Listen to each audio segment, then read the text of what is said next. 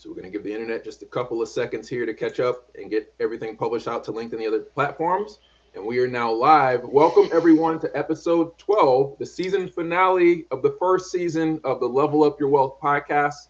This podcast is powered by the gamers at Tomes Financial. If you click the link below, bit.ly/level up your wealth, or go to tomesfinancial.com, you can see at the top navigation the Level Up Your Wealth tab, where there's tons of great resources, past episodes, and more opportunities coming soon. I'm one of your hosts, Marcus Howard. Unfortunately, Mario couldn't be here today because he had a family emergency. He will be back next week. I'm excited to introduce Eugene, the creator of RPS. Welcome to the show, Eugene. Yeah, thank you. Thank you for inviting me. Yeah. Awesome. Hey, everyone. If you're joining in live, wherever you are, LinkedIn or the channels, feel free to let us know where you're tuning in from. We'd love to give you a shout out. We also will be joining in on the chat, and feel free to ask questions of myself or of Eugene. What we're going to do is kick this off with an RPS match. But first, a little bit of background about you, Eugene. Where do you come from? How did you get to RPS? It's a long story, actually. So how much time We got do we some time. have? Okay. Let's look at the shorter version. Okay. Yeah. I'm entrepreneur for like 23 years or something, and my first business was web design company. But yeah, I started my career as a lawyer because I have a law degree. So yeah. But I dropped from the law career when I made my first website and sold it. So I got some huge amount of money for that time. So yeah, I decided no, this is my way to go. So yeah, and I had businesses in tech, like in marketing. I had marketing agency, like I had outsourcing business in Ukraine, and we did a lot of projects. So yeah, I have technical marketing background and some kind of offline projects we launched in Ukraine, and so yeah, and also I started doing things in crypto and blockchain in 2017. We actually launched a venture capital fund. This was my first attempt in investing, and we made some of the projects, and some of them are successful, and but we mostly failed, and we lost a lot during the first crypto winter. We lost a lot, and that was huge, like disaster for me, I guess, and it was, I remember it was like during the COVID, the first lockdown in Kiev in 2020, and we just sit with my partner and like look at each other, and we understand, okay, now we lost everything, so what to do next? And we have like 6 months sitting at home, and like, okay. So yeah, I just remember, okay, I had some idea that I wanted to make it happen. So there was a game, and because I visited lots of conferences, like blockchain conferences, like gaming conferences, and I was having some idea in mind. Okay, what about like create some really simple game to people to play with each other, and to promote crypto, and to promote like NFTs or something like this. And yeah, I came up with an idea. Okay, it should be like really simple thing, like rock paper scissors maybe. And I couldn't find anything online like decent implementation. Like what is it? Like some really simple basic versions of it. But I had some vision. I had some vision how to make it more attractive, how to make it like with simple onboarding, with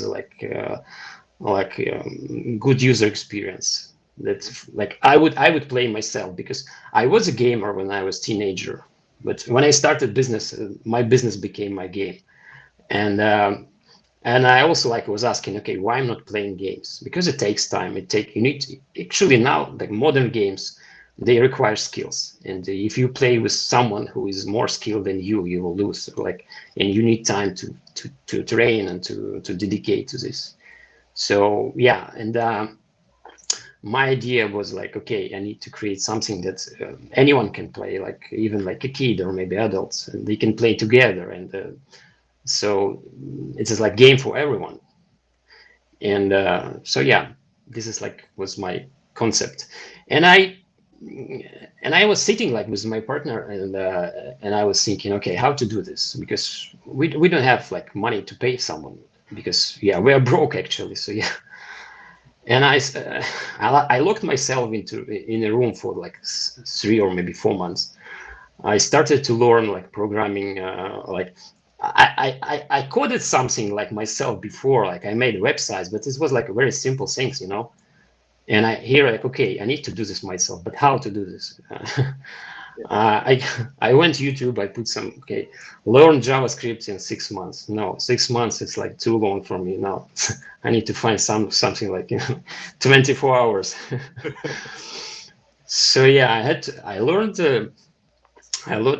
JavaScript like Vue.js, Node.js, all these things, and yeah, I made them. I have some pictures when I started initially, like from like small lines of codes, and I guess in 3 months or maybe 4 months, I made the first version, and I played with my partner and played with my friends that visited me at that time, and everyone was happy. So wow, it's cool. So let's continue. So like so yeah, this is like in some way this game actually like saved my mental health, I would say, because I was looking for some support, for some like way out of this complicated situation, you know.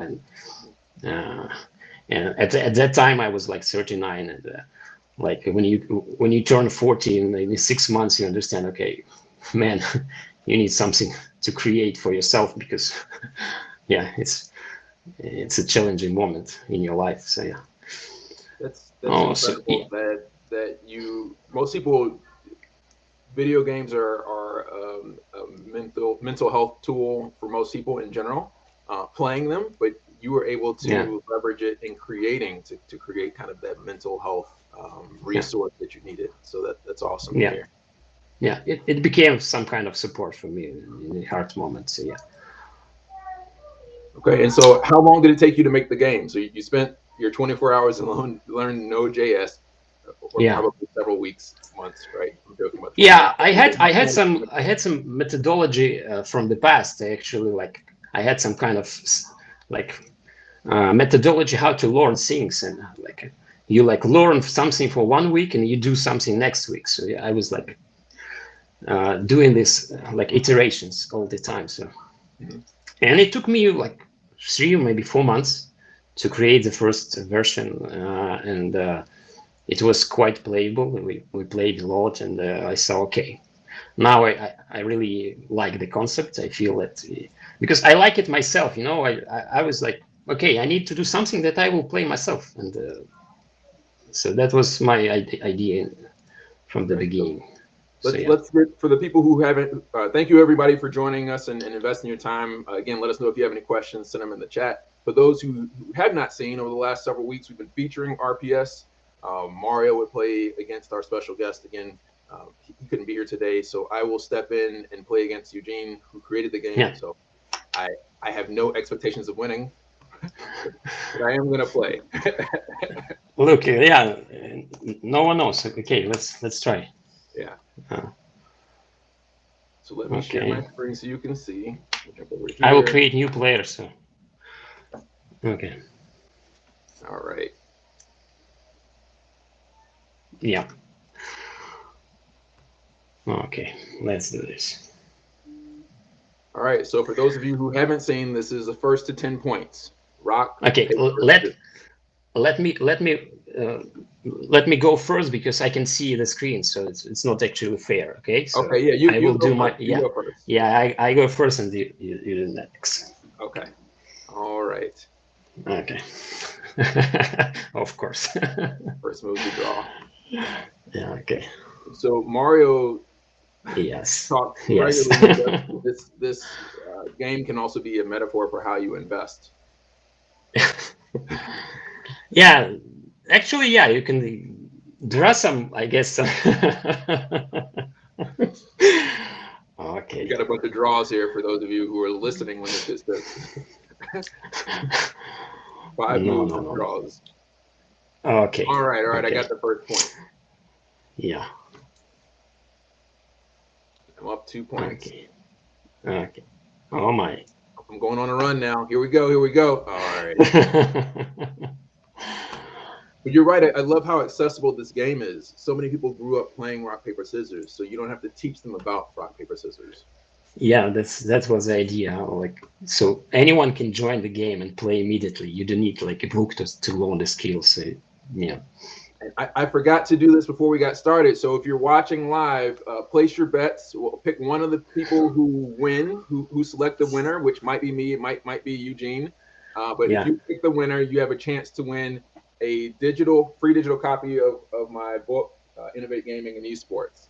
I should have done it before we got 7 moves in here, but still you got plenty of time to place your bets as we come to Uh, a draw. okay. Eugene, one of the other No, things that I appreciate about this in terms of accessibility is that you can play this game on mobile device, and I have when I've explained this platform to other people, sent the yeah, link out. I played against my brother; he was on mobile. yeah, same interface. It's like same link. So yeah, okay, okay.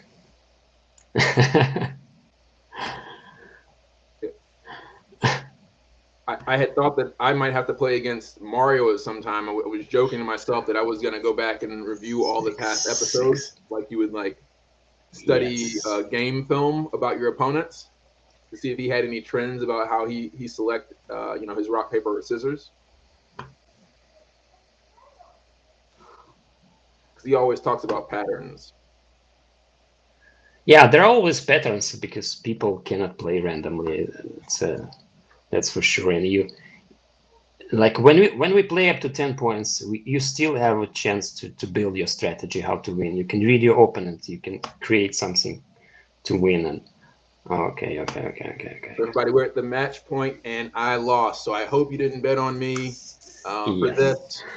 Eugene, congratulations on winning.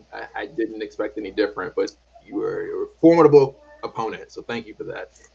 Thank you too. It was a great game. Yeah. So while we're on the screen, if you don't mind, if you want to share your screen and kind of go through some of the other major features. And again, if you have any questions about RPS or the platform, again, we want to talk about the Web 2 and the Web 3 piece so that everyone understands all the amazing capability of this platform. Yeah. So yeah, share the screen. I'll stop sharing my screen. Yeah. Um,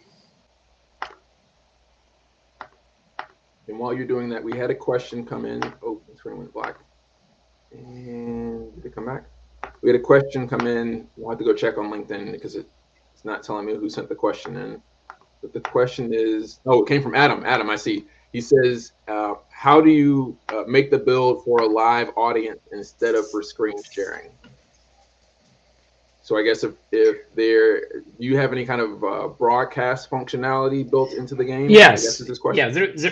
There is a link that you can put in any chat, so when people join, they can see that game between two of us. They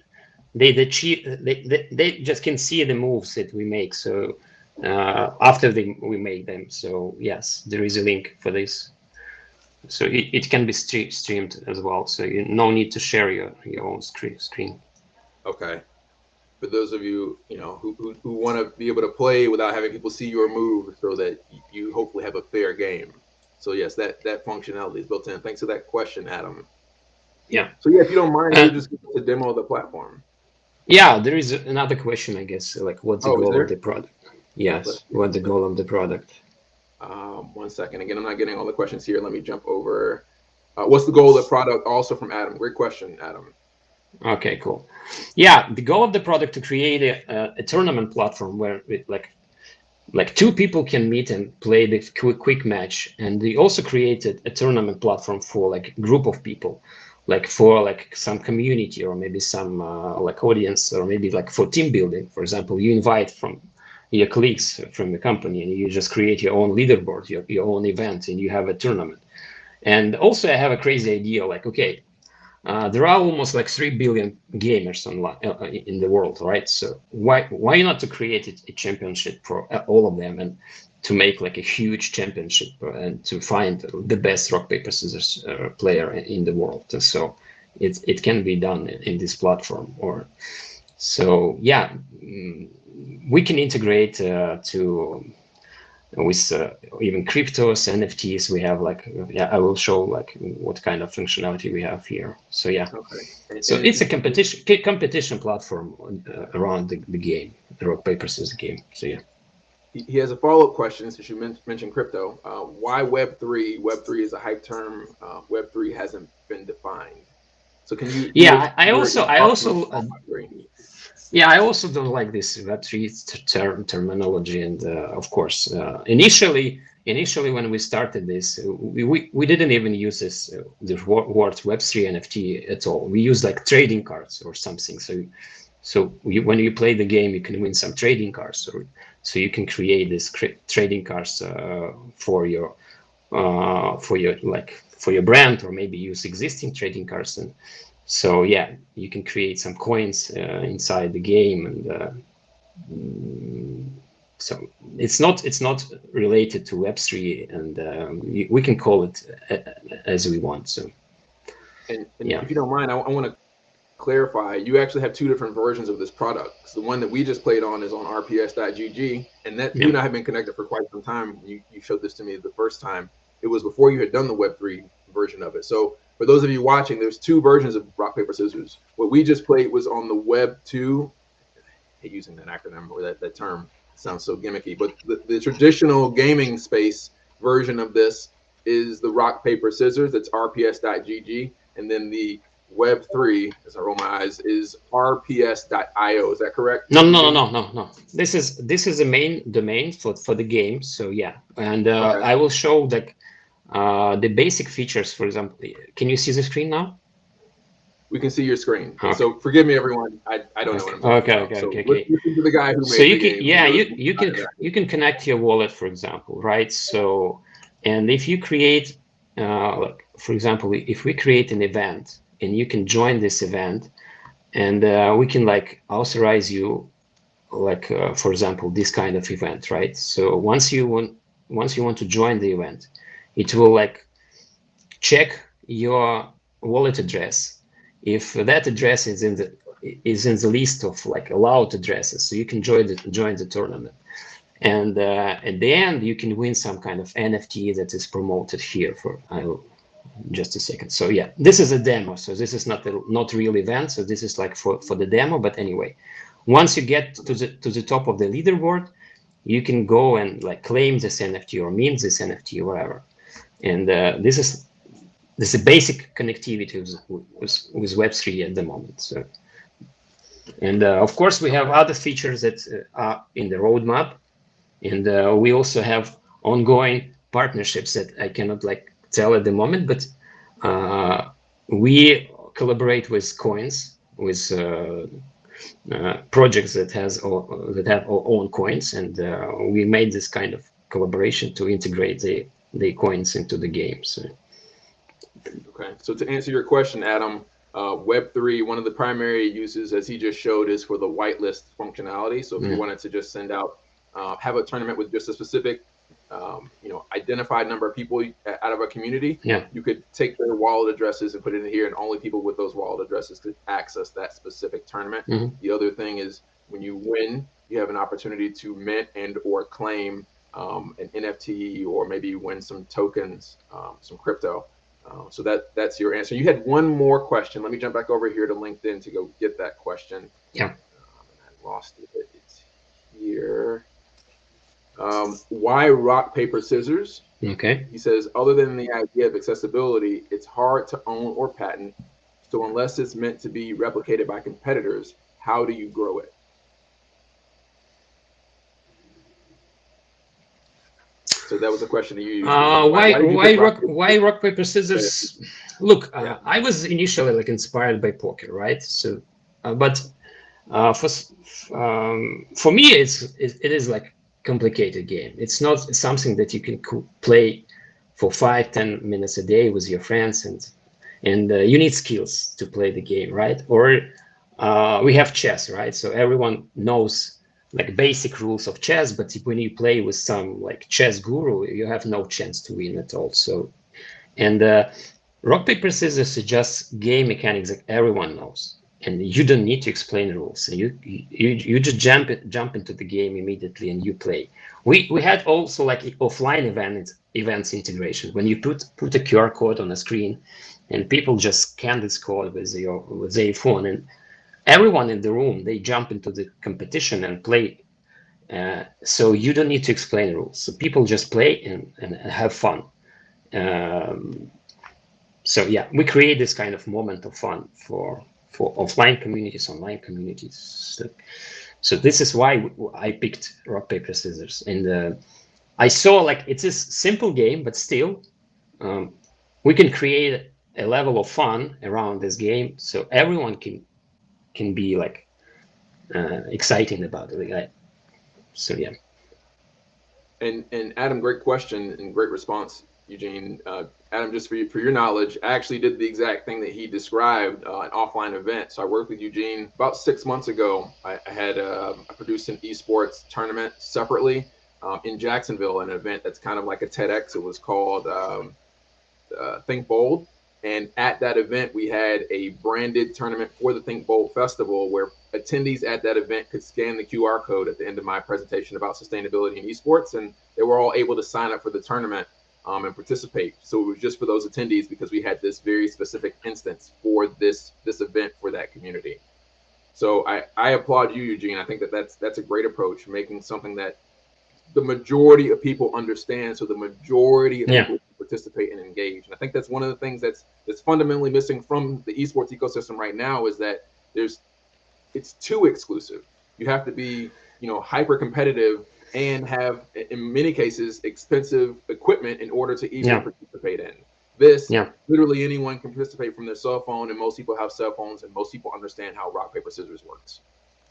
And of course, we have other games like in mind that we can put like use the same game engine, but to create other things on top of this engine.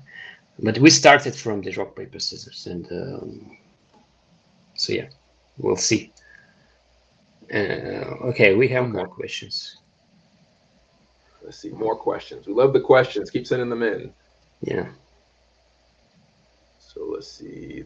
Looks like this another question. Great question from Adam. He says rock paper scissors is a core function of video games, Pokemon for example. So he understands the concept. There are elements of this in everything.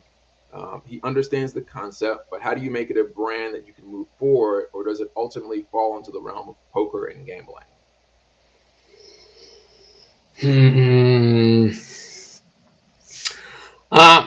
For example, any brand can provide a prize pool here. So you can create a tournament for your brand or your clients, for example, and you can invite them to participate, and you can reward them with some prize pools that it could be like subscriptions to some SaaS services, for example, or it could be like physical products or whatever.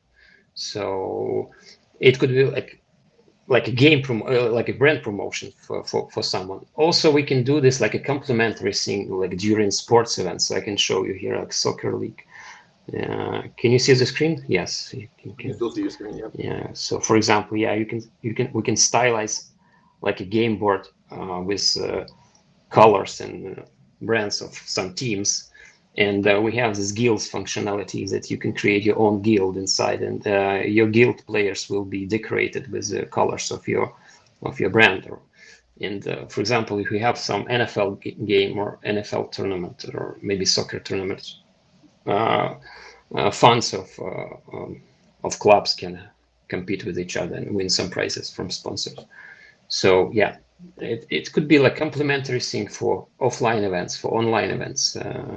And of course, we can do on our own. We can do championships for everyone, and with their own prize pools and own like rules. And so yeah, we still.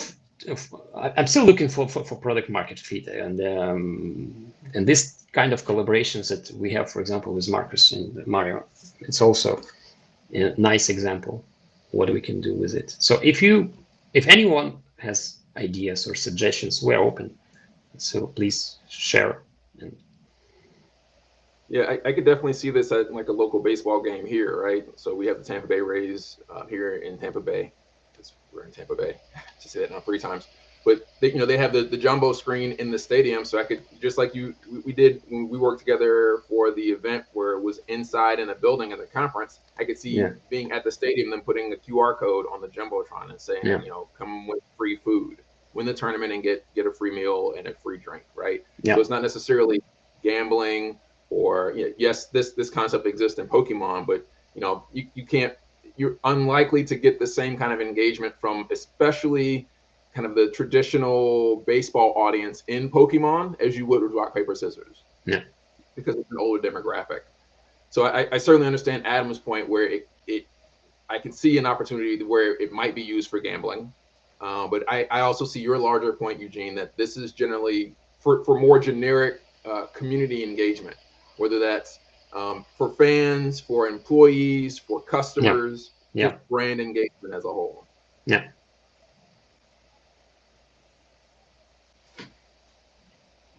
Great question. He's got another comment here. He yeah. says, framework wise, he understands why and when. The point he's asking is, and this is again kind of back to the gambling, is gambling components, which makes it not esports but sports betting. Mm-hmm. Um, I think having a clear message to attract the correct audience is important. So, Adam, thank you for the great Yeah, questions thank you and for thoughts. questions. Do you not see an esports component here, or do you see it only for betting or sports betting?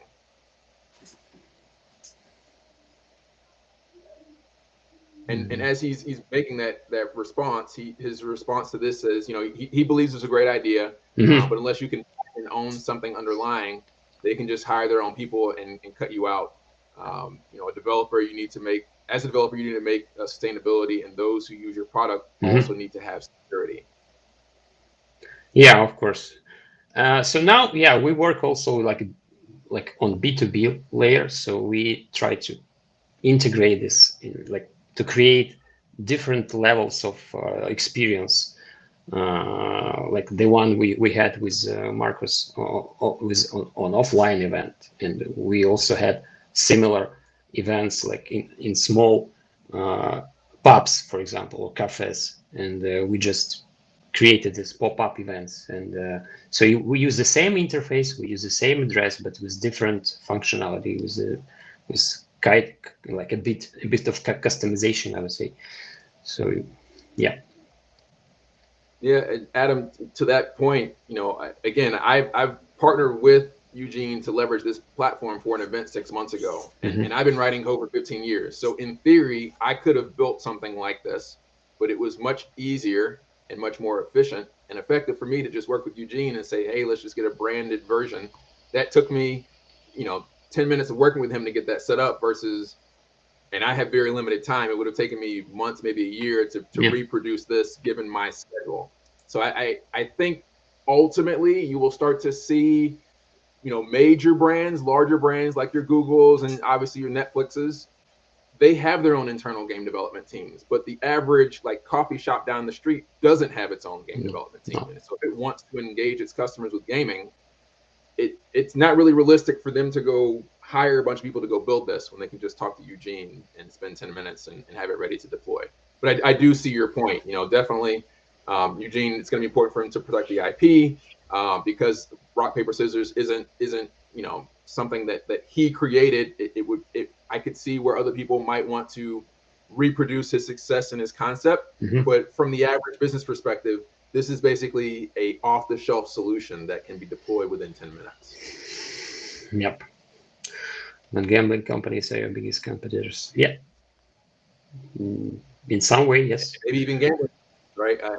I could see, and I've had this conversation before in the past, maybe with Adam and a few others, that gambling companies as a whole need to move more into games than just like different skinned versions of Yeah. like uh, the what's the name of the machines where you pull the lever and then it does the spinning. I forget what it's called, Slots. but yeah, slots. Yeah, Yeah. slots.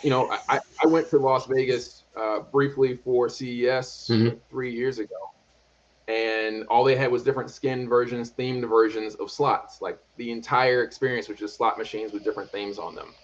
And Yeah. so I didn't spend any money there because I didn't have any interest in that. If it was something that was more directly gaming based like this, I might have spent more time on this than I would with slots. Yeah, that's true. And I know many brands they don't like the idea to be like incorporated or integrated into like gambling type of games, right? Or even like shooter games. Not everyone is happy to be like related somehow with shooting games. Or so this is a way to go for them. So they can still try gaming in their marketing communication and use this as a tool to engage Agreed. the Agreed. audience. I think that there are a number of brands that are very apprehensive about engaging in gaming and esports right now because of the prevalence of mature rated games and games with guns. I'm Mm-hmm. not saying that games with guns lead to violence in real life. Actually, all the majority of the research out there suggests the otherwise, Yeah, of suggests course. the opposite, suggests otherwise. But that the perception is that violent video games could create brand liability. So I Yeah. think this is a great opportunity to get into gaming that doesn't necessarily have guns in it. And then Adam added a new point, second point as well, that slots are patented by International Game Technology. Yeah. So I didn't know that. That's news to me. Thanks for that, Adam. Okay. So Eugene, can you tell us a little bit more about the other features that are in here? You mentioned you have leaders and guilds as leaders, leaderboards. Can you talk about like larger tournaments? What if somebody wanted to use this as a community engagement tool, what might that look like at a larger scale? Yeah, I didn't mention. I guess this the chat feature we have, so players can communicate, and then it was on the public chat, or also during the match, when you play with someone, you can still like have chat with the person. So if we talk about the event organization, yeah, you can have your own leaderboard with own like rules and the start date and end date. So like, and for example, we can also set like the amount of points every player plays during this tournament. So now we play it up to 10 points, but you can say, okay, we just need to play up to 3 points, and that's enough. So make it like fully random and fully gambling style. So you cannot build any kind of strategy like when you play like up to 3 points. So yeah, you can decorate your gaming board. You can set how many players you want to participate in the tournament, and we have also a ticket system. So once you join the tournament, we can have a digital ticket that user has to provide to click this check-in button, and you can also have your list of tickets, and we can check if the user has that ticket. And we also have this QR code things. It's you put the QR code on offline location, and people on this location scan the code, and they jump immediately into the game and play with everyone around. So yeah, and as I mentioned before, there's guilds. So you can create your own guild, and everyone can join this guild from the settings. So if I go to settings, I can pick the guild, and the guild owner need to approve. Uh, so yeah, you will need to wait for approval from the guild owner to participate in the guild. And so yeah, you can we can like integrate in the future. We can integrate some bettings on the guild level, for example. Or Mm-hmm. So it can support potentially some betting applications, of some course, sports or of sports betting course. applications, Oh, but it's not designed initially or yeah, it is not designed initially, but it is possible. So we can implement this via API maybe, or with some external services. So yeah. and then the guild functionality is that exclusively a Web3 feature, or do you not need a wallet in order to be No, administrating no, this? you don't need the wallet, but anyway, this is kind of features that we approve. So we need to approve the guild. So we need to approve the naming. We need to approve this type of colors and branding that you apply to your guild players. And so yeah, This is not available to the public to create a guild at the moment. Yeah. Okay, and then in terms of scale, do you have an idea of like the maximum number of players that this system will support? No idea at the moment. So I guess like we're not limited by the amount of players, but we just need to see how it goes. So, yeah. And then the length of time that a tournament runs, is it a day, 3 days? Is You it can until it's you can completed? set the time as you want, like 15 minutes, maybe 1 day or maybe 1 week. So you will see like, okay, the tournament started, 1 day left, or like 5 hours left till the end. So yeah, and the players, once they play, so yeah, the first player who will be on the top of the leaderboard will get or you can decide, okay, not only only the first player but top 10 players will be rewarded, and we can think, okay, how to implement this kind of reward feature for your players. So I didn't get this over to Restream, or I definitely would have put it up on the screen. Adam says he prefers the gambling companies stay away from games, which I generally agree with. But he yeah, also mentions the gambling companies are your biggest competitors. Yeah, for that same reason though, Adam, I think that even though they may be some of his more visible and more prominent competitors, specifically for brands, again, like small and medium businesses, family-based businesses, or businesses with family customers, you're not going to see them adopt a gambling solution as an engagement strategy for especially anything that deals with kids. yeah, true. Can you talk a bit about, and we demoed this at the very beginning, but maybe we kind of ran through that very quickly. The difference between like an instant game and the reason for not doing instant games. Yeah, for example, if we click here, we just connect with two people that are online. So you're randomly connected with another person who also clicks this button. You can also like initiate this direct match. So I can put your name here, and I send you play requests, and you see this notification. Okay, so I can play with this person. And yeah, so yeah, another mode is when I join some event here. Let me check. Maybe no. This one. Let's try this one. So yeah, now I'm like locked within this event. So yeah, I just connect with people who joined this event as well. So yeah, and also I guess we didn't show this before. We have this widget functionality. I will show you now. We have this widget functionality.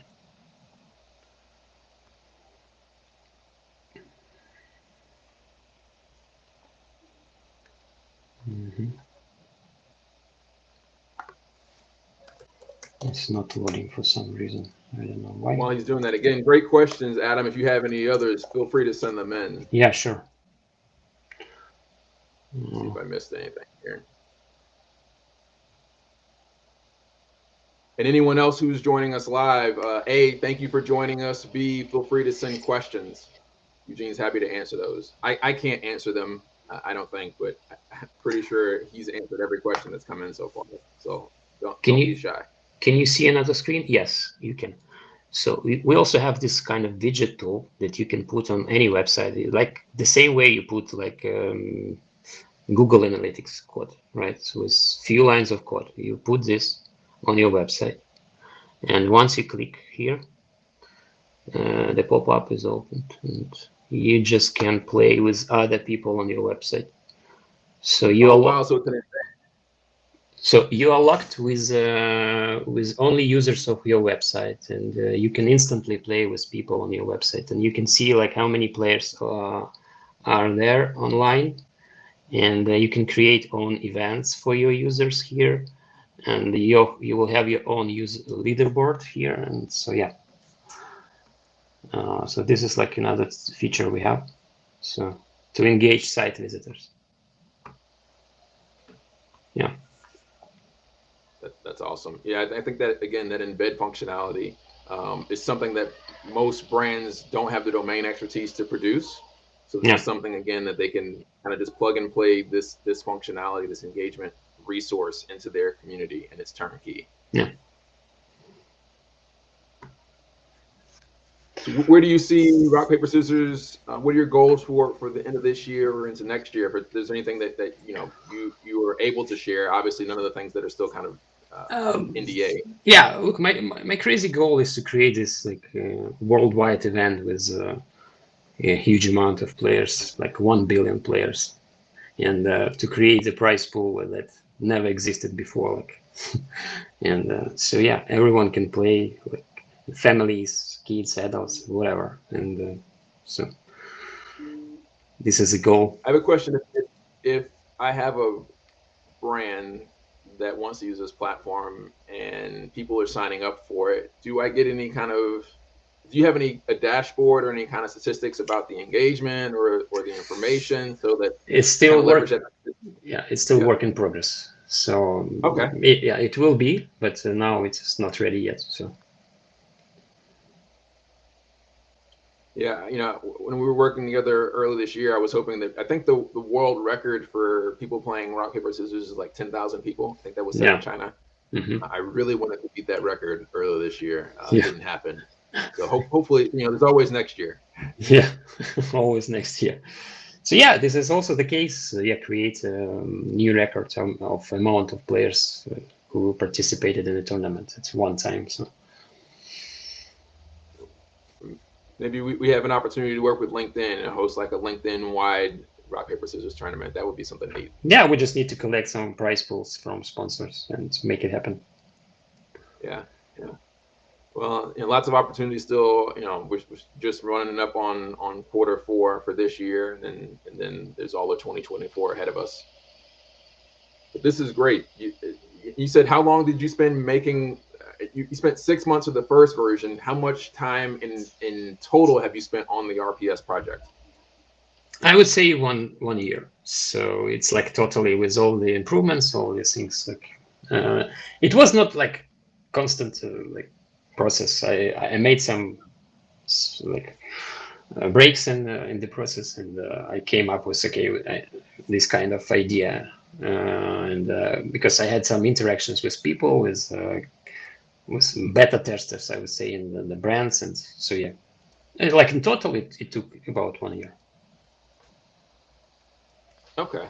Okay. Well, and so for those of you who are trying to get into game development or software development, you have Eugene as a case example, a perfect example of someone who was not in coding. He started his career as a lawyer, went into venture capital, and then in the span of 3 or 4 months taught himself to code, and in the span of 12 months, not contiguous 12 months, but over the 12-month period worth of time, has put together this platform that is both kind of Web 2 and Web 3, and you've seen it, right? It's fun to play, it's fun to watch. He has it where it's integrated. It's easy for other businesses to integrate it into their ecosystems and their communities. So I would encourage you, if you were looking for opportunities, that like Eugene, you could create your own. Just spend the time to learn a new skill set. Everyone is always learning, and you too could have something as magnificent as rock paper scissors. Yeah, YouTube has like all knowledge you need at this moment to create this type of things. So yeah, you just need to believe in yourself. Yeah. That's going to be interesting to see kind of the long-term impact on higher education, right? You were able to build this and effectively start a new business without having to spend an hour or a dollar at a university or college. What are your thoughts about the future of education? It's all interactive, and like I believe new education is when we start to learn something, and in 1 week you start implementing this. And now I see another potential here. First week you learn, second week you implement, and third week you explain others how you did it. So yeah, so everyone can do after you, so they can learn from you on the third week. So this is like iterations of all this. So yeah, and people learn from other people. You just need to find your mentor. You just need to find someone with who made this before and ask questions. And I wish I had my like mentor or advisor like 20 years ago when I started my business. It would Yeah, you save have plenty of me experience a lot to of. share with others. Yeah. What has the saying go? You don't truly understand something unless you can explain it to someone else. So I agree with your philosophy there. Yeah. And are you still doing any kind of angel investing now, or have you stepped away from that to focus on this? Um, I have my second attempt, but it's more like advisory business, and it's like accelerator or an incubator of. I help entrepreneurs to start the ideas, to grow the ideas, because I have some experience, I have some background that I can share and put into projects. So yeah. Okay, so it's more It's not advisory it's and not less in funding. it's not investing like it was money, but I invest my time and I invest my knowledge. Okay, okay. Well, that's awesome as well. Again, you don't know what you don't know, so it's great to learn from. What is it? The other saying is a smart person learns from their own mistakes, but a wise person learns from the mistakes of others. Yeah. Yeah. I have my mistakes, so I can share this. Awesome, Yeah. awesome. Well, thank you so much for your time. If anyone has any other questions, we got a few more minutes here before we wrap up.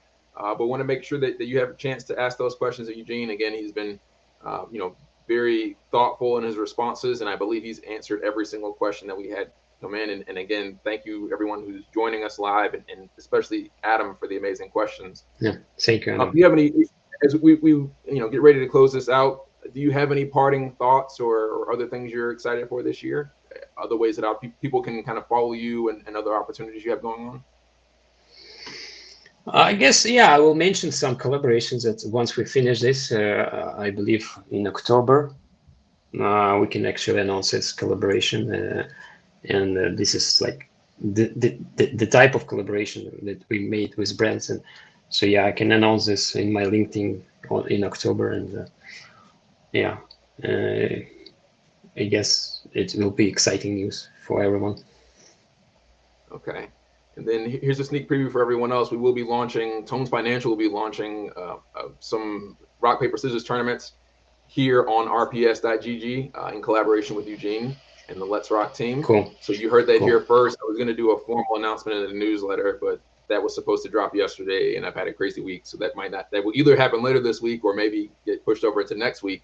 But yes, definitely we will be using the rps.gg platform to host tournaments. As you've seen, it's easy to play. It's easy to log in to play. Everyone understands it. So we're just using this as the foundation for leveraging esports for community engagement. We're not really certain on the prizes yet.